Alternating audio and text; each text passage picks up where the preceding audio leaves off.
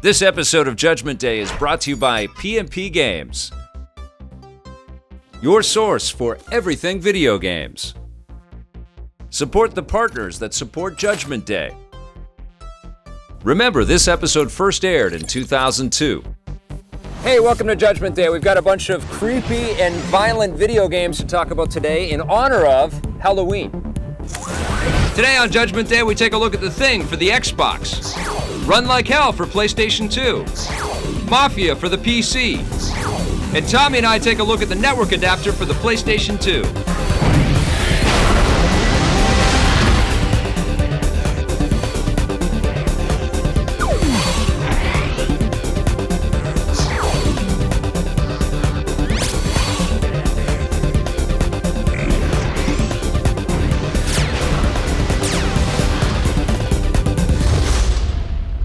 First game we're going to talk about today is The Thing from Universal Interactive for the Xbox, but it's also on PlayStation 2 and PC. Basically what's happened is there's this Antarctic sort of base that's being overrun by The Thing, and he's this shape-shifting alien guy that infects the people, and you don't know who's infected and who isn't infected, so it sets up a very, very sort of creepy world. My men are dying out there. I've seen firsthand what this infection is capable of. The neat thing about it is, though, you have kind of like different members, team members in your squad, and those guys kind of change throughout the course of the game. That's my favorite part of the game. Yeah, one guy might be a medic, for example, and if you get hurt, you can go up to him and he'll repair you. One guy might be good with computers or electronics, so he can fix stuff for you. One guy might just be a good fighter. Each of the squad members has their own kind of personality and trust meter. Well, how about the freak out meter too? I mean, the guys start getting really nervous and panicky. They're starting to shake and they're looking around, you know, and you go to this little squad screen and you see all the heads of the dudes and you can tell if they're freaked out. They've made the controls very, very, and not necessarily the controls, but the inventory systems and everything. Very, very complex and hard. I mean, they use every single button on the controller. And as you're going through the tutorial, they're like, okay, you're gonna hit this to do this, you're gonna hit that button to do that, and when you do this, and go in here and go, and you're like, look, man, just put everything on one action button. The biggest problem I have with the controls is that even simple things that should have been handled really well, like shooting the bad guys, which is a relatively important thing. And you have to use things like the flamethrower to kill the big bad thing monsters. But burning them, you always get burned yourself. My favorite part, though, of the game is that they say. You can't say that. I can't say. No. It's okay. Put your weapon down. No way. You're infected just like all the others. I'm not. Your word ain't Captain. There's tons of gory violence in this game. This is the other great part. Tons of gory violence. We can't show any of this extreme violence, by the way. I had a real problem with the fact that the game's graphics, they're not photorealistic, you know? And when you want to get freaked out and scared by a video game, it should look like you're watching a movie. All right, what are you going to give The Thing? I'm going to give The Thing a 6. I'm going to give it a 7 out of 10. On the positive side, we really like the squad management aspects of the game. We got to say we enjoyed the extreme, crazy, movie-styled violence in this thing. And overall, the atmosphere of the game is very spooky, and it does the job quite nicely. And don't forget they can say. On the negative side, you can't look up and you can't jump in this game. The inventory management system and basic controls of the game could definitely be refined. And finally, if you really want to scare people in a video game, the graphics need to be photorealistic.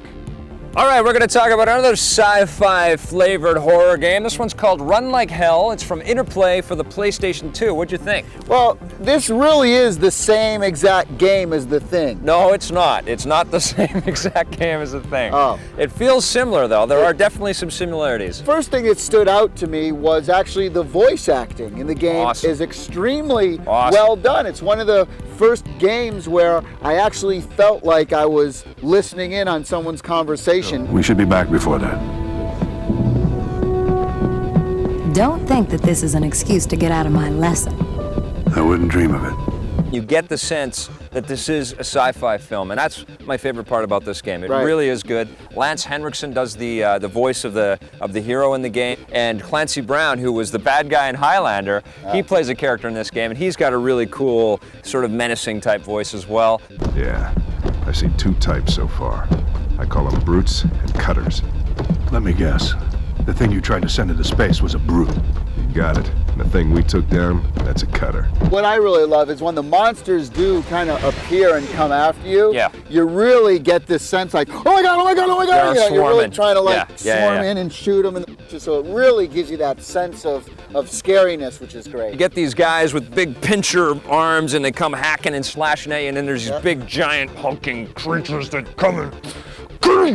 That's kind of fun, I like that. It has all this creepy, gory violence, but the graphics, well, they're cartoony again. You're right, it didn't seem like, they're very kind of comic book style. They could have went more realistic. Now, if you thought the inventory and control system in the thing was bad, you ain't seen nothing yet. I mean, literally, in the tutorial even, they're going in and it's like, okay, in order to do the map screen, press select, and then R1, and then push down, and it's like, well, I have to do 4 different things to see the map?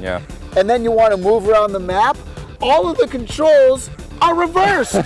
So if you want to push up on the map, you have to press down. You say to yourself, well, maybe it's flight controls. No, because if you press left, the map goes right. What is up with that? The other heinous crime that's been committed here, of course, is the fact that the menu screens, once again, are butt ugly.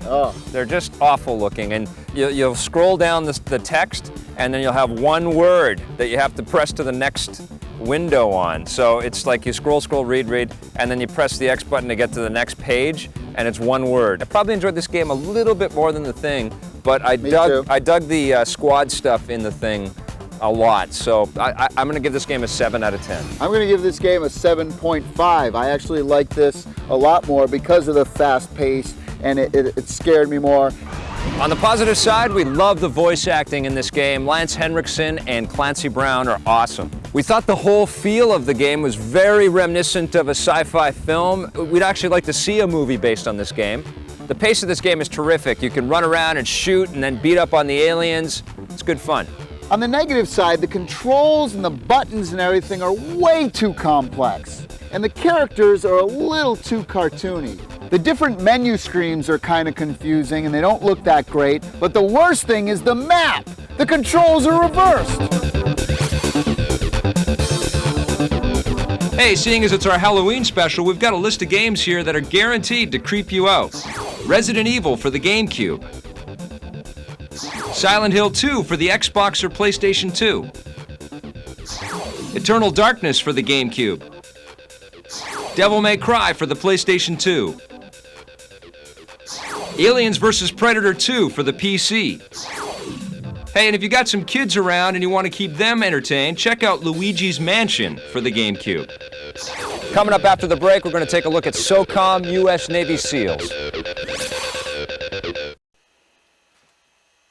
Hey, what do you know?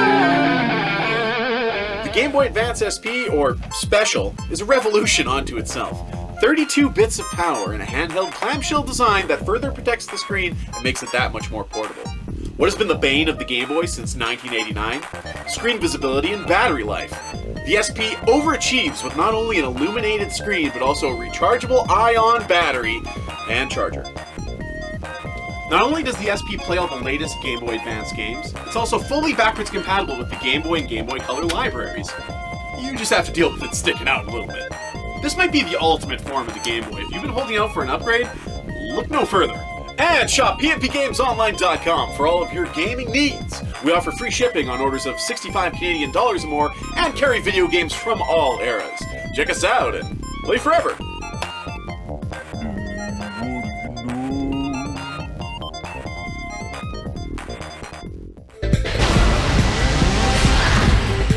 Now, we can't have a Halloween special without a Castlevania game, and I've got one right here. This is Castlevania Harmony of Dissonance. One of the first things that they've done with this game is they've brightened it up a little bit. I know a lot of us had a lot of problems with the first Castlevania game on this thing, and they've also added a lot more visual flair. Lots of flashy special moves. The multi-layer scrolling in this thing is really, really nice. Now, the story takes place 50 years after the days of Simon Belmont. You play Just Belmont. You find Dracula's castle, and you go through its huge labyrinth of mazes and all kinds of death traps. Of course, you've got your whip, which you can power up with relics and all kinds of other sort of items that you can find along the way. Pick up money to purchase different things as you go through the game. And you can combine some of these items to power up your magic abilities. This is a great game. I'm going to give it an 8.5 out of 10. Okay, even though this is the Halloween show and we're in a cemetery and that's all creepy, spooky, boo! I'll get him by the end of the show. We're going to talk about a game that's not a creepy, spooky, horror type game. It's called Socom U.S. Navy SEALs. This is one of the most highly anticipated games this year. Absolutely. For the PlayStation 2, not only because of the game itself, but because of the headset that it comes with. Well, the headset is great for two main reasons in this game. One, in the single-player missions, you can actually use the headset for voice recognition. You can actually do it by cycling through the list on screen, or you can hold the button down and say the commands. The other thing, though, that the headset is great for in this is that it also, when you do online play, you can actually talk to all the people on your squad, which is amazing. So you're talking to people from like all over the world. The only problem with the voice chat thing online is that only one person can talk at the same time. What was really impressive for me is that it's plug and play. You stick it into the PlayStation 2, you put the headset on, it works immediately. It doesn't matter what your voice levels are like. It doesn't matter if you've got a bit of an accent to your inflections or the cadence of your dialogue. It doesn't really matter. It picks up all that stuff, and you can start throwing commands out to your squad mates, and there's nothing cooler than sitting back in a firefight. You've got like lots of enemies all around out there, and you've got your 3 backup guys, and you say, team, fire at will, ambush, and they rush in and they start blasting away at everybody. What seemed to happen is I think people are too used to playing like Quake and first-person shooters where they're online. always on their own, just shooting everybody? Yeah, because when you're in a squad-based thing like that, it's about stealth and moving and bringing your team. Here's a buzzword: teamwork. Play together. The problem I had was that, in these type of games, it's really, really important that the artificial intelligence of the enemy is really good. Yes, right. Is really good. And in this game, the AI... No, the AI is horrible. Yeah, okay. All the way through the game. It's the single-player mode in this game is really just a training mode for you to learn the techniques, to learn all the commands. So you can become fodder online for everyone else. No, if you learn the skill sets in the game, and it is really well set up too. I have to say that it's a Navy-endorsed video game. They've also included like a documentary / recruitment video on the disc. They've added all kinds of, authorized Navy strategy to the game, and it's really interesting to find out how these guys infiltrate an enemy camp. I'm going to give it an 8. I'm going to give it an 8.5. I think this is definitely one to pick up. On the positive side, we really like the online play in Socom. It's awesome. The voice recognition technology is unique on a console video game, and it works almost flawlessly. And frankly, it's just fun to play a tactical team-based shooter on a console. On the negative side, the artificial intelligence in the single-player mode is not that great. Although Vic didn't seem to mind too much, I thought the controls could have been a little better. Although the voice recognition system online is awesome, the problem is only one person can talk at a time. All right, we're going to talk about something now that PC gamers have known about for years. We're talking online play, and now it's starting to become available for the consoles. We've already seen it on the Sega Dreamcast. We're going to talk about the PlayStation 2 network adapter. Well, it's definitely a step up from the Sega Dreamcast. The Dreamcast pretty much only had like a 28 or 56K phone line. This is more like what we're used to on the PC side of things. You get this big, bulky, black box thing. You take out the little expansion port off of the back of the PlayStation 2 and you stick this thing in, and there's actually screws to screw the deal into the back part of the PlayStation 2. And then you actually have a 56K connection, and then you also have the Ethernet connection for those of you that like high-speed gaming like myself. And both of them work just fine. As far as reviewing the hardware of the cable itself, it's a nice friendly color. Don't the girls look great playing with it? Most systems, it will automatically detect if you've got a signal or not, and you can get online right away. And it's free. It's free with your ISP. You have to pay for your ISP every month. So in order to play a game like Socom, for example, you have to get on and log in with a password. Gives you the whole rating description and tells you that it's an M-rated game, but some of the content that's going to be offered up online might be even more explicit than an M-rated game. Are you going to recommend Sony's network adapter? Well, sure. I'm going to recommend it as well. On the positive side, the network adapter snaps right into your PlayStation 2, looks great. Socom is an excellent game to launch a device like this with. And for 40 bucks, you really can't lose. On the negative side, wait, hold on, let me get out my list. Nothing. I'm going to do this game called Monster Force for the Game Boy Advance. We're doing scary games this week, so I figured I'd do a scary game. But this game is scary for the wrong reasons. It's scary because it's not really that good. It uses all of the Universal Studios monster characters. You got Frankenstein and Dracula and the Wolfman, of course. There's really no difference between the three monsters except that their shots look a little different and some of them are a little faster than other guys. And you have to basically battle pumpkins. Now, you can collect a lot of different things in the game, like different power-ups and different health, and there's a couple unique things, like you can send out little decoys and all the guys attack that guy while you shoot them, and you can have different power-up weapons that allow you to shoot through certain walls, but you know, it's a very linear game. Overall, I'm going to give it a 4.5. Coming up after the break, we're going to take a look at Mafia for the PC. Just when I thought I was out, they pulled me back in! Al Pacino.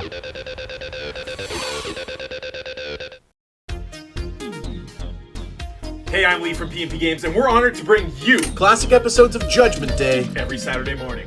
Visit us on our web store at pnpgamesonline.com, or if you're in Winnipeg, at one of our 3 retail locations at 915 McLeod, 2609 Portage, and 160 Meadowood Drive. We're gonna play forever. Now, back to the show.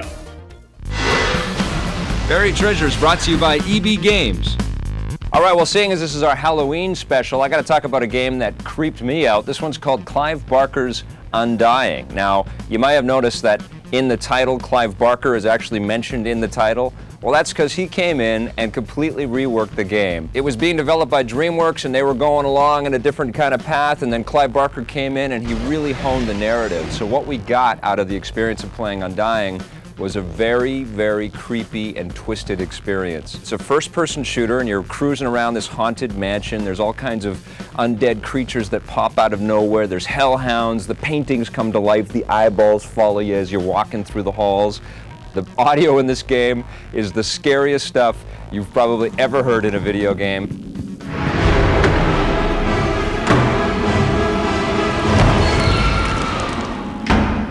More than once, I was sitting there on my desk with my knuckles all white and just scared and gritting my teeth and trying to just survive this game. It's a first-person action game, and there's typical sort of weapons like handguns and stuff like that, but there's also some magic attacks, and as you progress through the game, your character becomes a lot more powerful. This one's called Clive Barker's Undying, and it is definitely a buried treasure.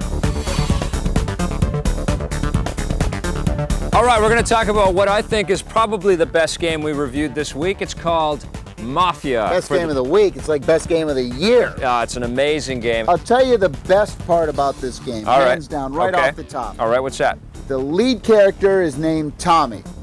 I knew you were going to bring that up. And I knew it. You can shoot Tommy guns. Right. 9.5. Enough said. It looks a lot like Grand Theft Auto 3. Well, it is Grand Theft Auto 3. It feels set in the 1930s. Yeah, it's like call it what it is. Depression era, gangster era, which I love. You're always driving. You're always trying to race from cops. You've got missions where you have to get out of your car and run into buildings and blow away bad guys. And the camera works perfectly, and the controls are awesome. You can do side rolls and lots of really cool shooting techniques and stuff like that. The narrative is beautiful. The storytelling in this game is unbelievable. So refined. The writing is excellent. The acting is excellent. You want to know the details of this guy's life. Not only the voice is great, but the character faces. Some of the best face models I have ever seen in video game history. The attention to detail. Incredible. From the weapons to the sounds. Love the to cars. The music you hear. The music's beautiful. To the storefronts. Yep. The people's dress, the clothing is unbelievable. And I gotta say that the control in this game, both in the driving and in the on-foot character manipulation parts of the game, much better than Grand Theft Auto 3. The only thing I didn't like in the driving controls was the camera angle when you backed up. Right. When you backed up, it did that whole I agree. 180-degree turnaround thing, which got really annoying. Grand Theft Auto 3 is a little more free. And what I mean by that is, you know, in Grand Theft Auto, you can pull over a taxi cab driver and become a taxi cab driver. You can stop fires, you can do an ambulance and things like that. Yep. And there's tons and tons and tons of different missions that you can do at any time. This game is a little more structured. It's not a major problem. I'm just pointing out one of the differences. Yeah. In GTA 3, you can pretty much get into a car, get into any car, drive like a maniac, and unless you actually hit a police officer, they're not even going to pay attention to you. That's right. Yeah, you make a good point. Whereas in this game, if you're speeding, they'll see you. Speeding, you'll see the police cars on the monitor, and if you do something, you actually have to follow all of the traffic laws. Yep. You can't, like, for example, if you go through a red light and a cop sees you, you're going to get pulled over. Yeah, this is my only knock about this game. You need like one of the computers that's running like the NASA space development research. I got one of those. You need something so powerful you could like land the space shuttle or something to play this game on. It's a fabulous game. Absolutely pick it up for your PC. I'm giving it a 9.5 out of 10. I give it a 9.5 as well. On the positive side, this is some of the best storytelling you're going to find in video games. The attention to detail is staggering. Everything looks perfect. The music in the game is absolutely beautiful. And although the game is similar to Grand Theft Auto 3, Mafia stands alone as another classic. On the negative side, it's kind of hard to back up your car if you're just getting out of tight situations. I wish the game were a little more free, similar to GTA 3, where you can go on a bunch of different missions at any time. And to really, really get the most out of this game, you need a smoking fast PC. Today on Judgment Day, we reviewed The Thing for the Xbox. Now, Tommy and I love the Team Trust interface, but if you want to really scare us, you got to make the graphics a little bit better. On the PlayStation 2, we looked at Run Like Hell. We loved the pace of this game, and the storyline was great, but the characters looked really strange. Also on the PlayStation 2, we reviewed Socom, U.S. Navy SEALs. We both thought this was a great introduction to online gameplay for the PlayStation 2, but the AI in the single-player game, very weak. On the PC, we reviewed Mafia. The narrative in this gameplay is a lot more linear than Grand Theft Auto 3, but this is so stylish and the voice acting is incredible. In hardware, we reviewed Sony's network adapter for the PlayStation 2. This is a great addition to your PS2. Come on, get online! On the Game Boy Advance, I reviewed Castlevania Harmony of Dissonance. This has familiar but very fun gameplay. Also on the Game Boy Advance, Tommy took a look at Monster Force. This is Gauntlet with teenage monsters. I'll tell you something, Gauntlet was much better. Well, that's it for the show. We hope you guys enjoyed our Halloween special. Definitely go check out Mafia. It's an awesome game. It says, in loving memory of Victor Lucas. You feeling okay? I'm feeling good. You're not planning anything, are you? His spleen is hanging out of his and his guts are wrapped around his neck and hung by his... We can't show any of this extreme violence, by the way. No, but I can certainly explain There's it. lots of really... Guy's foot will be in his nose. You can shoot a guy's head right off if you want to. A chunk of his will be like up by his neck. Quit saying that. You're really freaking me out. All right.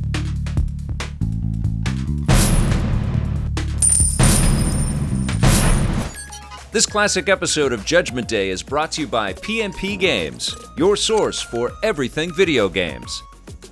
Support the partners that support Judgment Day. Thanks for watching, and play forever.